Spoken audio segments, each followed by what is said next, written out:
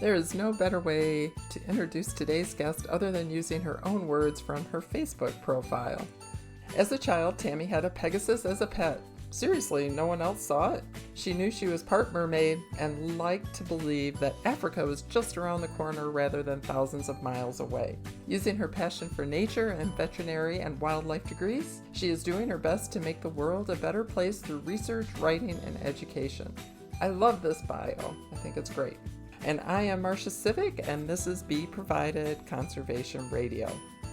Tammy Cloutier is my guest today. She is a children's book author and former PhD student of Dr. Greg Rasmussen of the Painted Dog Research Trust, who we spoke to last week. And she introduced me to Greg, and I thought it important to share her story as well. It is inspiring to young and old when looking to pursue what you are passionate about. I am always curious how people end up doing what they do. Tammy's journey to where she is today is like many of ours, or at least mine. Starts out in one place and after a few turns, voila, you find your passion. I was also curious if Greg's interpretation of her story was true in our last episode, where he said Tammy was flying over Zimbabwe and her parachute opened and she crash landed at the Painted Dog Research Trust and just happened to be at the right place at the right time. I'll let Greg tell my survival story. That was good. I like that. Parachuting into Zimbabwe. Let's see. How did I get started with them? So my brief overview of my background, have always had a passion for animals, wildlife, conservation. Always been a part of my life. So I first pursued a degree in veterinary technology because I thought I wanted to be a vet tech.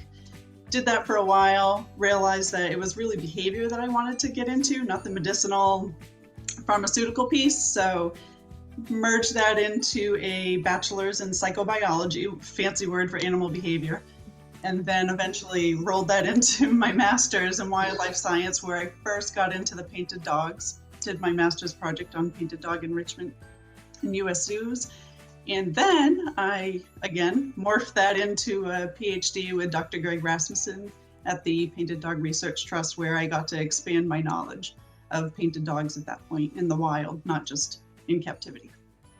It always amazes me how people decide on what they're going to study and what animal species they're going to study, especially here in the US, like painted dogs. You know, how do you get to know about a painted dog? Sometimes finding a species to study and becoming passionate about that animal can all be about just being in the right place at the right time, like noticing a painted dog cutout at the Bronx Zoo and thinking, that is a cool animal, I want to study that. Quite honestly, I didn't know painted dogs existed until before my master's degree. I happened to be at the Bronx Zoo. They had a painted dog exhibit and a big cardboard cutout of a painted dog, a life-size cardboard cutout. And I thought, oh, how cool. And I think that was the moment where I started to learn a little bit more about them. And that was during my undergrad, actually. But it wasn't until my master's program where they said, what do you want to do? And I initially thought wolves, but then my master's advisor said, hey, what do you think about trying to do something different? And I said, oh, there's a species I learned about that I want to know more about. And yeah, so we focused on painted dog enrichment for my master's. And then I learned about them then, but the PhD, a mutual friend of Greg's and mine, introduced me to Greg and said, hey, here's somebody who wants to learn more about painted dogs. And you can always use help because there's so much to learn about this species and about every species really. But yeah, I had a great opportunity to work with Dr. Greg and I learned a ton and still learning because there's so much more we don't know about this animal. In my interview last time with Dr. Greg Rasmussen, he mentioned one of the biggest threats to painted dogs are due to humans. He mentioned that dogs are being killed by mortarists, and he also called them petrol heads, if you recall. And he also mentioned that dogs like wolves and coyotes in the US are treated as vermin and killed by ranchers. So what we didn't discuss in detail was the work that Tammy concentrated on during her PhD work. And she worked on the effects of den disturbance by humans. And she had a unique approach for her research, referred to as digital conservation. I was only there for a summer. I was super grateful to get there for that amount of time. But yeah, it seems so long ago now, but it was 2018. I got to spend the summer at Painted Dog Research Trust just outside of Victoria Falls in Zimbabwe. I had multiple aspects, I guess, multiple chapters, if you want to call them, for my PhD research. And one of them was using social media to look at den disturbance of painted dogs.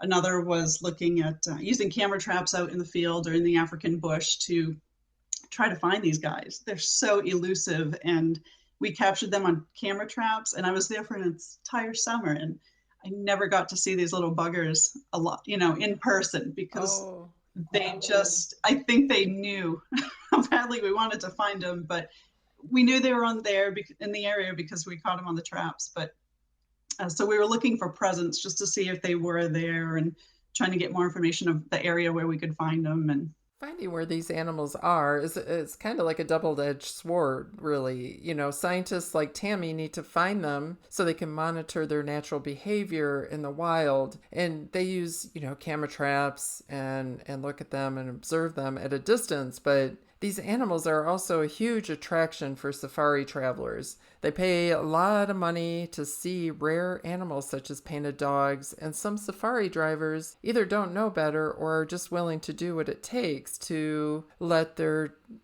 clients see these beautiful animals. So tourists will be taken right to a den site of a painted dog or any other animal for that matter without understanding the consequence of human disturbance. And that is what Tammy was looking at. But the part that we were looking at was actually people visiting dens. And because this is such an elusive species, and because they only den for a short time each year, it's really wonderful for people to experience being able to see these animals at their den sites with their pups. Because quite honestly, who doesn't want to see a cute little pup or a cute young animal in the wild, myself included? But by going too close to these dens or visiting these dens too frequently, we're not entirely sure what effects that might have on the painted dogs themselves. So this was the beginning, or that research was the beginning of looking at, are we affecting them? How are we affecting them? Are we affecting their behaviors, disturbing how they're raising their pups, how they're feeding their pups? So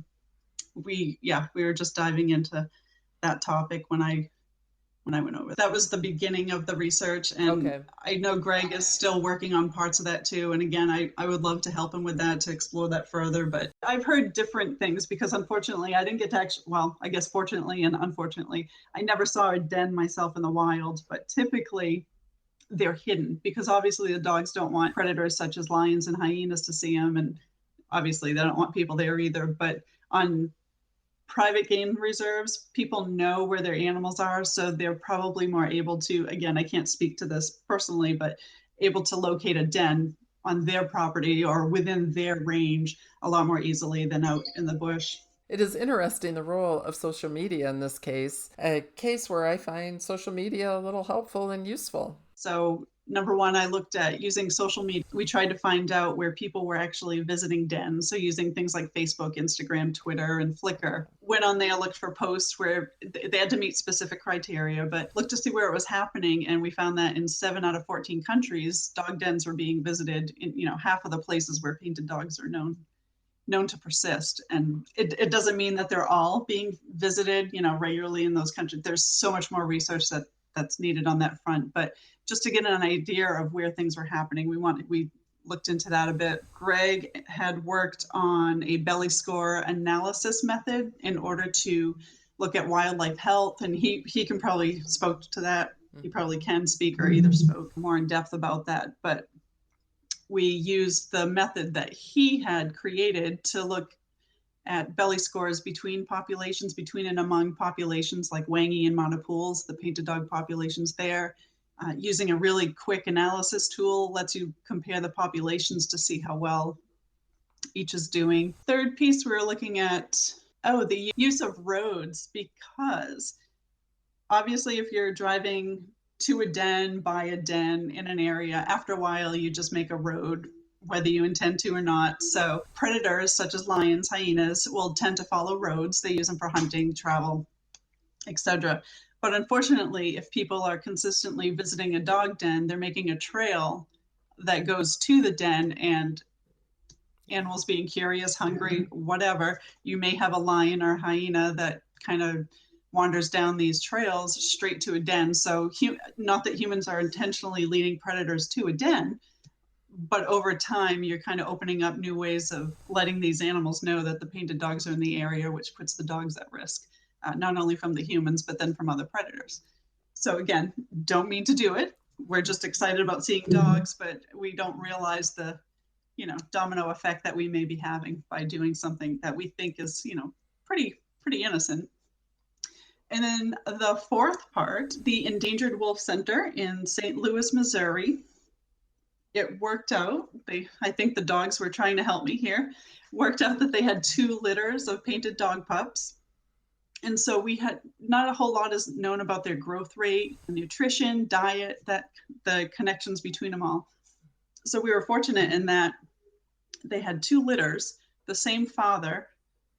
The females were both sisters, or were sisters. So you had a lot of external factors that were kind of pushed out. I mean, there's still a lot of variation between the 2 litters, but this allowed us to kind of compare the growth rate and the feeding between these 2 litters to see how they progressed. So super great team to work with, Endangered Wolf Center staff, team. Everybody was awesome down there.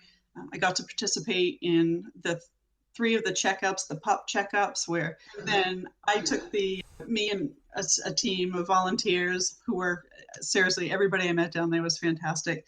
We took the actual physical measurements of the pups. So over those 3 pup checks, we were able to compare how each litter grew and compare. They got fed differently, not differently, but fed the same diet, but one litter had access to the food at all times, whereas the other litter was fed on a regimented schedule. So they only got their food at specific times. So they both had plenty to eat, both litter, because it sounds odd when you say it that way. It feels like you're starving one litter, but really everybody got the same amount of food. They just got it fed on different schedules. I mean, we try really hard to raise them as closely in captivity as we can to what they would experience in the wild, but obviously it's super difficult. But so this was to kind of see how they grew on the different feeding regimen. Then it turned out that the litter that had access to food 24 hours a day. But what we discovered was that the litter that was fed on a more regimen at only specific times of the day, their hind legs actually were longer than their front legs. So it shifted their axis. So rather than being parallel, so that was one piece. And again, it was such a short period of time and these pups grow so fast that that's definitely something that needs more research, but we tried to do what we could in the time that we had there. But that definitely gave us food for thought for more research. If you happen to listen to Dr. Greg's interview, our last episode, he talked a lot about how humans could benefit from learning social behavior and other traits from African painted dogs. And because Tammy's interests are so involved with animal behavior, I was curious what behaviors or traits of the painted dog surprised her or inspired her in her life?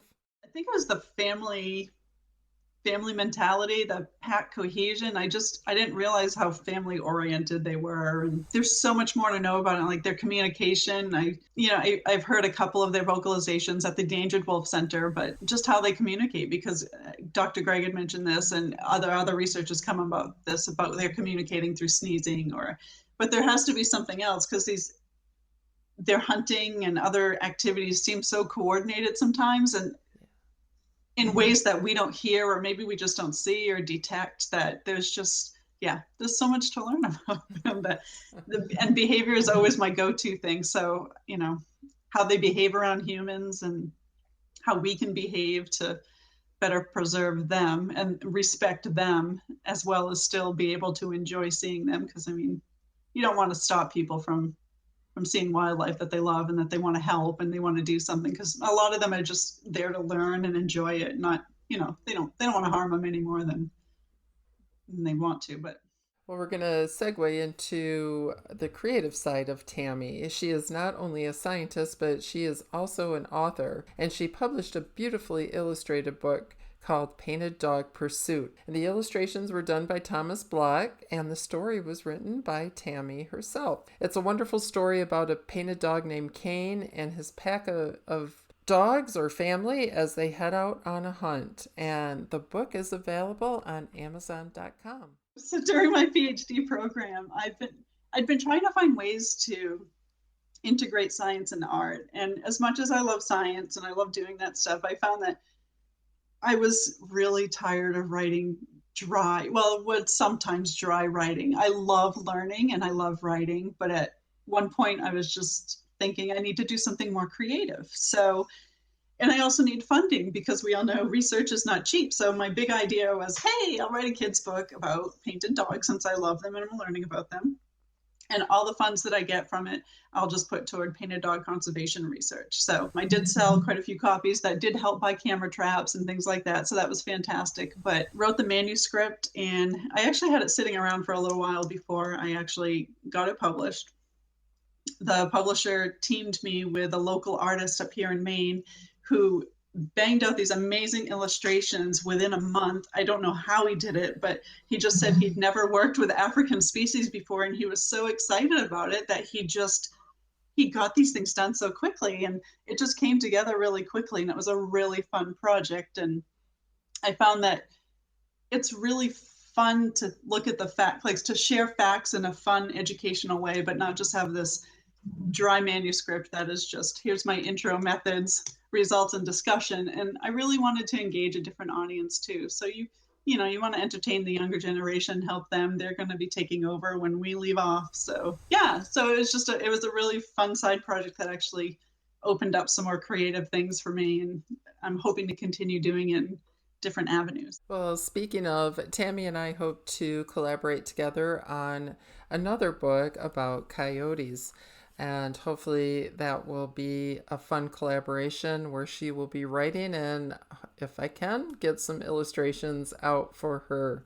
So that will be a really fun project to look forward to. So as always, I end the show by asking my guests what gives them hope. I think it's the dedication.